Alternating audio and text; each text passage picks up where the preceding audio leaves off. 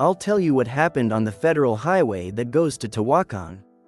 This was about 2 years ago. The strange events that night started when I saw a Valles passenger bus on the shoulder, around 11 at night. It was stopped, and at first I thought it was picking up or dropping off passengers. Then I noticed the driver was under his bus, in front of the unit. He looked uncontrollably desperate, clutching his head, pacing quickly from one place to another, looking at the ground and to the sides in an inexplicable way. Seeing his behavior, I thought he might have had an accident and fled. My father and brothers drive buses and, from what they say, that's what a driver does after an accident to avoid going to prison. I stopped a few meters ahead, got out of my patrol to try to help this man who really looked frantic. I approached the driver and took his hand. I realized it was absolutely cold, like ice. He squeezed so hard it actually hurt. I assumed something bad was happening to him. I asked what was wrong, but he couldn't make coherent sense of what he wanted to say. He trembled with fear. After about 7 minutes I told him I was there to help, to calm down so I could assist him. When he finally calmed, he began to tell me what had just happened. Earlier, while going through the previous towns, a very pretty girl had flagged him down. He stopped to pick her up, she paid her fare and went to the back. Everything was normal until the bus had a problem. Apparently the radiator ran out of water and the driver was going to wait for help from a colleague or a mechanic's service on the way. Faced with the situation, he had to tell the girl, his only passenger, that the unit had broken down and they'd have to wait for another bus.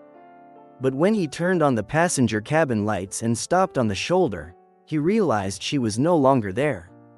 He searched even under the seats, everywhere, even in the overhead luggage rack, but she wasn't there. He told me that after the girl boarded, he hadn't made any stops. He got off the bus and, in shock, tried to find an explanation. I offered water for his radiator so he could finish the trip to the terminal, but he said he didn't want to drive. He practically begged me to leave the place. He said desperately, almost crying in a completely broken voice, "Let's go, boss, please, let's go." I listened and told him to get into the patrol while I turned off his lights and closed the bus door.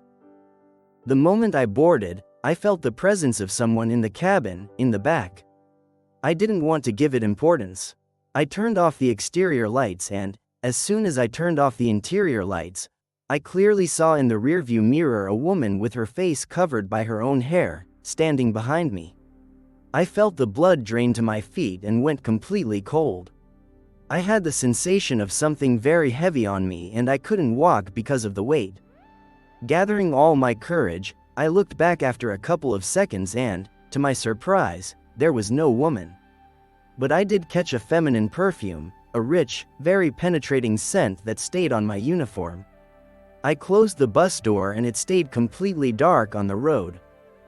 I got into my patrol and saw the driver a little more relaxed. After all, I had kept him company out there in the dark near midnight.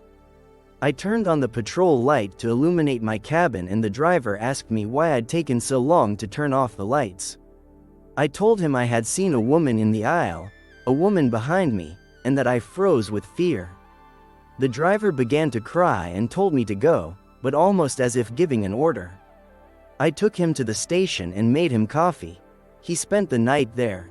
I went back to patrol the highway, still shaken and afraid of what I had seen. When I passed by where the bus had been parked, I clearly saw a woman opening the curtains and looking at me angrily. I saw her because I had my lights on and her face lit up with the red beacons and the patrol spotlights. Without thinking I sped up, full of fear, and after a few meters I stopped near an intersection to calm down. Then I went back to the station and passed again by where the bus had been standing, and once more I could clearly see the curtains being opened and a horrible woman peering out of the last window. I accelerated again, but this time the patrol didn't respond, it cut out. I felt horrible desperation and kept looking in my rear view to see if that woman was getting off the bus and following me. Fortunately, the patrol revived and as soon as it responded I sped to get to the base. The first thing I did there was call a tow truck to remove the bus from the spot. What I saw puzzled me. Now, when I get these kinds of situations, I send a tow truck to take the vehicles off the road.